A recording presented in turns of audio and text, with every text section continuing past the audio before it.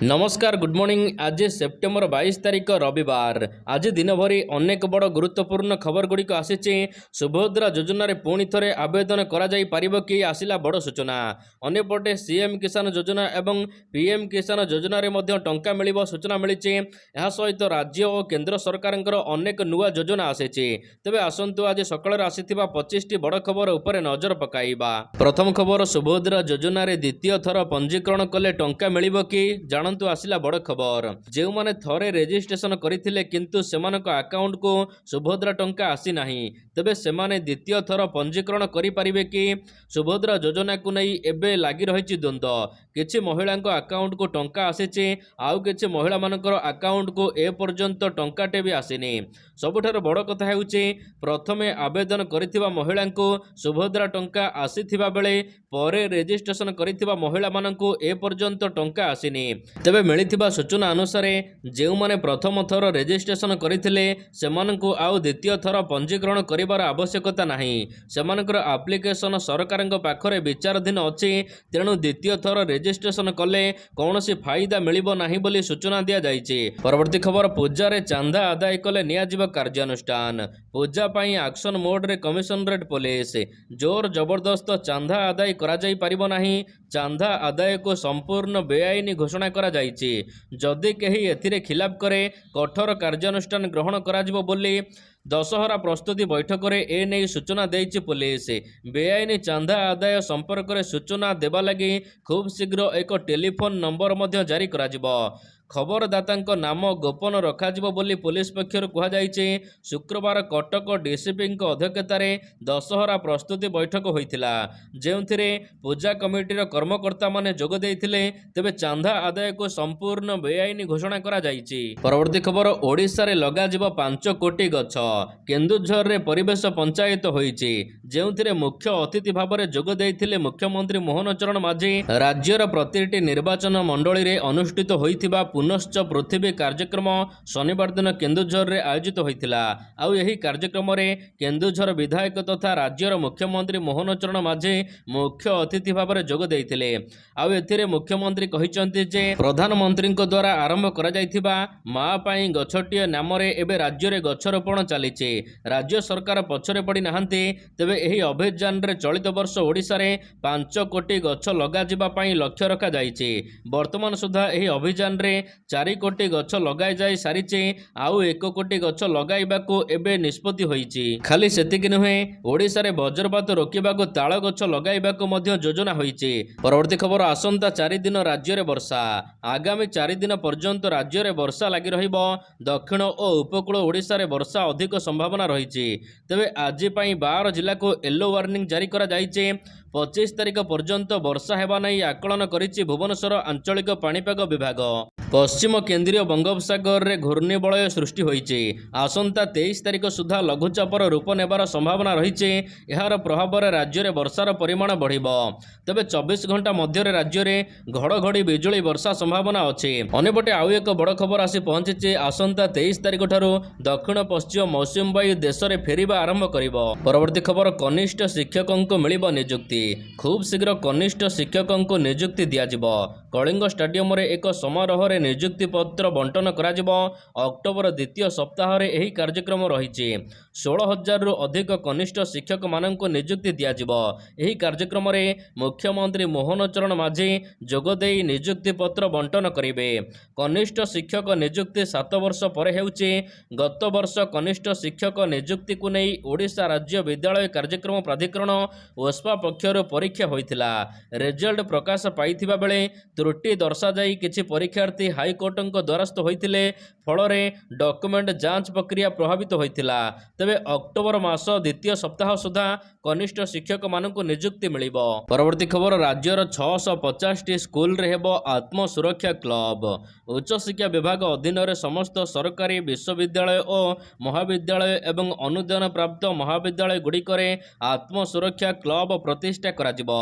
राज्यर 195 टी महाविद्यालय रे गत शिक्षावर्ष में उच्च शिक्षानुष्ठान गुड़िकर छात्र छात्री मानक आत्मसुरक्षा पाई तालीम दि जाइए। उच्च शिक्षा विभाग निष्पत्ति अनुसार समस्त शिक्षानुष्ठान गुड़िकर आत्मसुरक्षा क्लब संप्रसारण एथिपाई 650 रु ऊर्ध्व शिक्षानुष्ठान को चिन्हट करा जाइछि। परवर्ती खबर मैजिक नंबर छुईला हीराकुद जलस्तर। मैजिक नंबर छुईचे हीराकुद जलभंडार जलस्तर। चलित वर्ष प्रथम थर करी हीराकुद जलभंडार जलस्तर सर्वोच्च सीमा छुईचे। शनिवार दिन सकाळ 9टा पर जलस्तर मैजिक नंबर 630 फुट छुईचे। तेबे आगको मौसमी अवधि सरीबाकु थिबा बेले रूल कर्व नियम अनुसार सेप्टेम्बर शेष सुधा जलस्तर को सर्वोच्च स्तर रे रखिबाकु निष्पत्ति नेइथिले कर्तृपक्ष। आउ वर्तमान हीराकुदर समस्त गेट बंद रहिछि। परवर्ती खबर आज मयूरभंज जिबे मुख्यमंत्री। राज्य रे बीजेपी सरकार गठन पर प्रथम थर पई मुख्यमंत्री मोहन चरण माझी आज मयूरभंज जिला गस्तरे जाउचंती। जिला सदर महकुमा बारिपदा छौ पड़िया ठारे 22 तारिख रु 24 तारिख पर्यंत राज्य सरकार 100 दिन पूर्ति अवसर में आयोजित विकास मेला को मुख्यमंत्री आज अपराह्न उद्घाटन करेंगे। यह सहित जनसाधारण मानक संबोधन करिवार कार्यक्रम रही। परवर्ती खबर दुर्गा पूजा रे डीजे एवं बाण फुटाइबा मना। पाखे आसुची शारदीय दुर्गा पूजा एथिपाई जोरसोर प्रस्तुति चली। कटक सहर में दुर्गा पूजा को शांति श्रृंखलार सहित समापन करने को कमिशनरेट पुलिस पक्षर कटकणा लग जाइछि। भसाणी रे 6टी साउंड बॉक्स व्यवहार न करने को बारण करा जाइछि। यह सहित दशहरा रे डीजे संपूर्ण मना होइछि। यह सहित चांदी मेढ़ मंडप निकट में बंधुकधारी पुलिस मुतयन हेबे। पुलिस पक्षर आयोजित दुर्गा पूजा प्रस्तुति बैठक में एने डीसीपी सूचना देइचंती। सेहीपरि मां भसाणी समय बाण फुटा जाई परिबो नाही। राति 10टा पर्यंत शोभायात्रार अनुमति रहिछि, किंतु राज्य सरकार जदि अनुमति देबे राति 12टा पर्यंत शोभायात्रा चलिबो बोली डीसीपी कहिचंती। परवर्ती खबर जयपुर शहर को जगिबो सीसीटीवी। जयपुर शहर को एणिकी जगिबो सीसीटीवी प्रस्तुत हैला पुलिस रो कंट्रोल रूम। शहर को अपराध मुक्त करने को बड़ पदक्षेप निया जाइछि। आउ खसी पारिबेनी अपराधी। सहरर प्रत्येक छकरे लगी सीसीटीवी। मोट 145टी सीसीटीवी कैमेरा लगा जाइछि। 12टी PT2 कैमेरा जहाँकि 360 डिग्री बुली रेकर्ड करिबो एवं 13टी automatic number plate record camera मध्य रहिछि। गोटे कैमेरा 50 मीटर दूररू मध्य उठाई पारिबो पिक्चर। परवर्ती खबर भरतपुर घटना रे 7 जन को मिलिला बेल। मेजर एवं तांका बांधवी को चंदका रोड रे माड़ अभियोग घटना रे गिरफ होइतिबा समस्त 7 जन रोड रोमियो को मिलिला जामिन। भुवनेश्वर JMFC कोर्ट रु जामिन मिलिछि। गिरफर प्राय 4 घंटा मध्य जेल रु जामिन मिली जाइछि। 15 तारिख राति 2टारे मेजर एवं तांका बांधवी फेरुथिबा समय रे झमेला करिथिले 7 जन। गाड़ी अटकाई गाली गुलज देवा सहित युवती को पिटिथिबा अभियोग होइथिला। एहा परे गिरफ करिथिला 7 जन को कमिशनरेट पुलिस। गिरफर 4 घंटा मध्य बेल मिलिछि। परवर्ती खबर जीवन नेला स्क्रब टाइफस। बौद्ध जिले में स्क्रब टाइफस रे जड़े आक्रांत रोगी प्रथम थर पर राज्य में मृत्युवरण करिसेंती। मृतक कंटामाल ब्लॉकर बरड़ी पदर ग्रामर रमेश कुमार।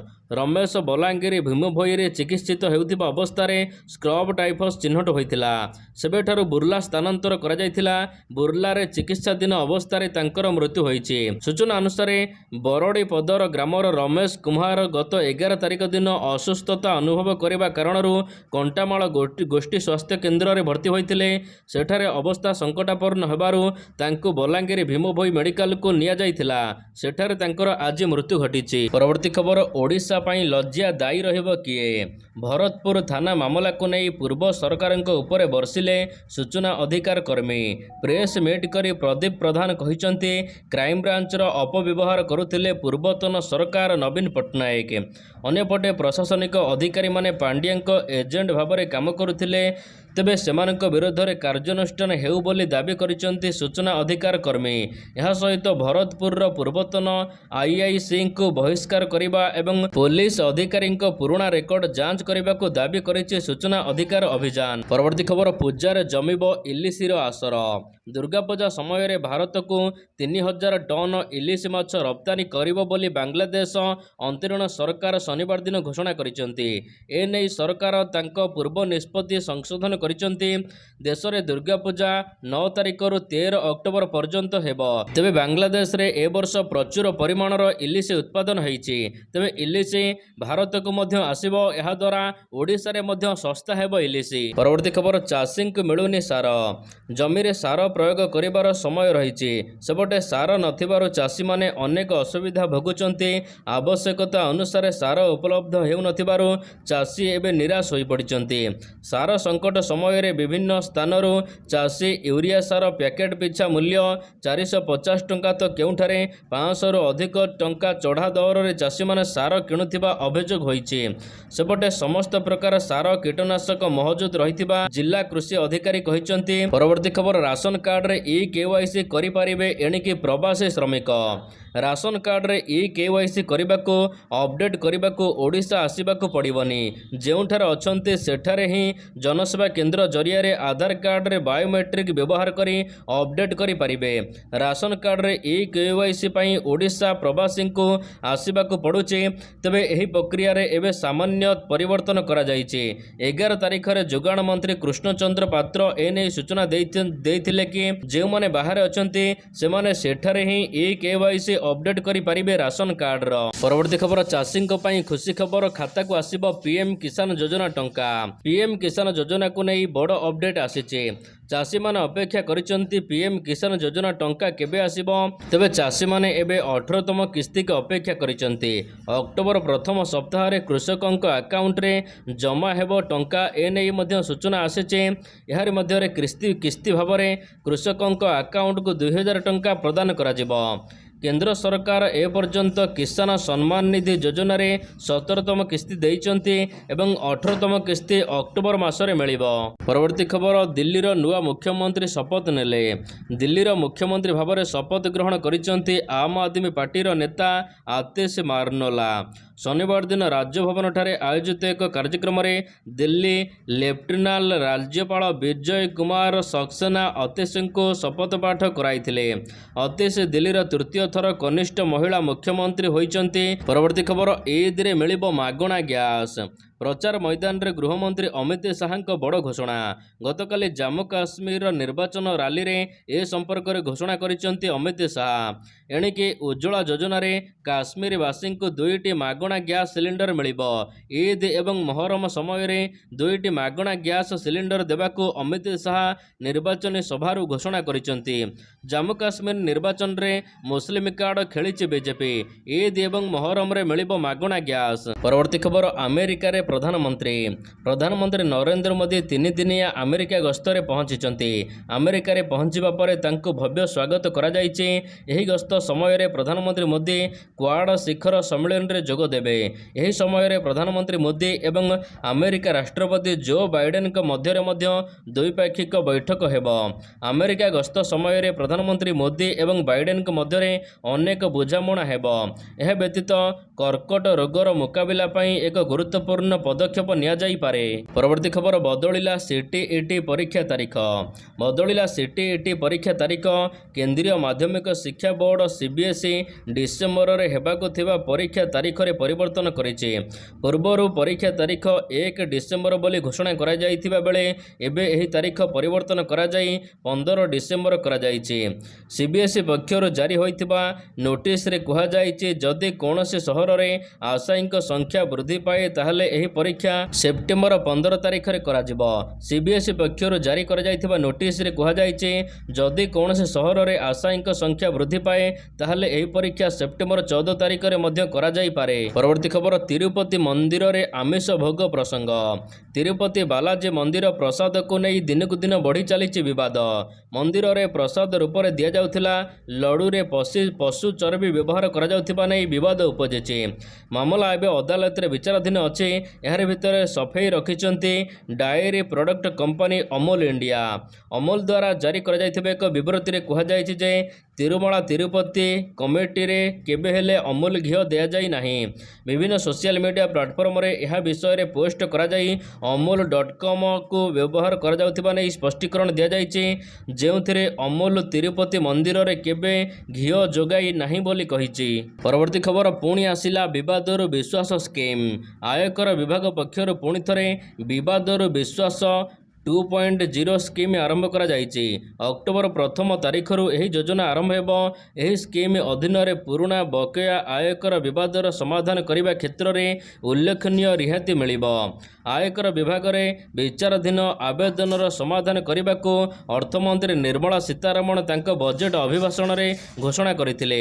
ଆଉ ବିବାଦରୁ ବିଶ୍ୱାସ 2.0 ଯୋଜନା ସମ୍ପର୍କରେ ମଧ୍ୟ ସେ ଘୋଷଣା କରିଥିଲେ। ପରବର୍ତ୍ତୀ ଖବର ନୂଆ ଏୟାର ଚିଫ୍ ମାର୍ଶଲ।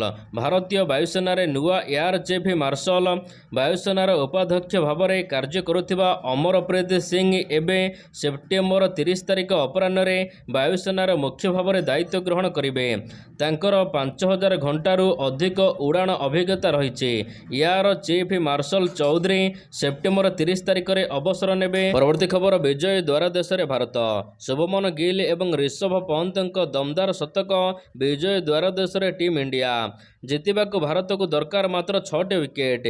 ବାଂଲାଦେଶକୁ ବିଜୟ ପାଇଁ ଆବଶ୍ୟକ 357 ରନ୍। ଚେନ୍ନାଇରେ ଖେଳାଯାଉଥିବା ପ୍ରଥମ ଟେଷ୍ଟର ତୃତୀୟ ଦିନ ଖେଳ ଶେଷ ସୁଦ୍ଧା ଦ୍ୱିତୀୟ ଇନିଂସରେ ଶୁଭମନ ଗିଲ୍ ଅପରାଜିତ ଶତକ ମାରିଛନ୍ତି। ଗିଲ୍ 176 ବଲ୍ରୁ 10ଟି ଚୌକା 4ଟି ଛକା ସହିତ 119 ରନ୍ କରିଥିବା ବେଳେ ପନ୍ତ 128 ବଲ୍ରୁ 13 ଚୌକା 4 ଛକା ସହିତ 109 ରନ୍ କରିଛନ୍ତି। ତେବେ ଏହି ମ୍ୟାଚ୍ ଆହୁରି 2 ଦିନ ବାକି ଥିବା ବେଳେ ଆଜି ସୁଦ୍ଧା ଖେଳ ଶେଷ ହୋଇଯିବ ବୋଲି ଆଶା କରାଯାଉଛି।